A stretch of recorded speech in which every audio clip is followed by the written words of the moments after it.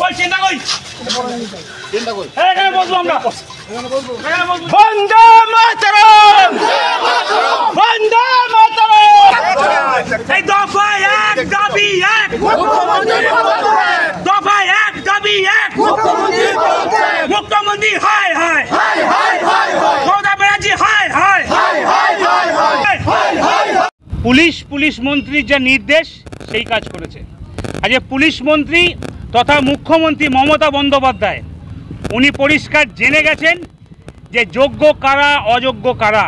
ওনার কাছে সমস্ত নথি আছে।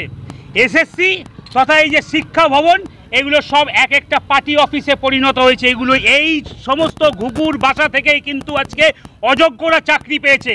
তাই দুদিন আগে যারা যোগ্য শিক্ষক যারা ডিআই এর সঙ্গে দেখা করতে এসেছিল, অপদার্থ ডিআই এদের সঙ্গে দেখা করেনি, পুলিশ তাদেরকে লাঠি চার্জ করে এইখান থেকে ফাঁকা করে দিয়েছে। আজকে আমরা এসেছিলাম এই ঘুঘুর বাসাকে দরজা বন্ধ করতে, পুলিশ ছিনিয়ে নিয়েছে। পুলিশ সংখ্যায় বেশি, পুলিশের হাতে পাওয়ার আছে, পুলিশ আমাদের কাছ থেকে চেনটালা ছিঁড়ে নিয়েছে। কিন্তু পুলিশ পারবে না যে যারা শূন্য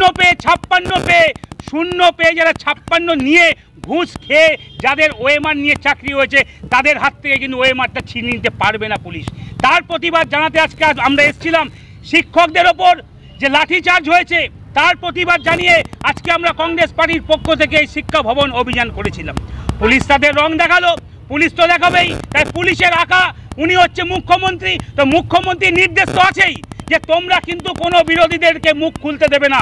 আজকে বর্ধমানে তৃণমূল কংগ্রেসের মিছিল হচ্ছে, তৃণমূল কংগ্রেসরা মিছিল করছে অযোগ্যদের জন্য, আর কংগ্রেস এখানে এসছে যোগ্যদের জন্য।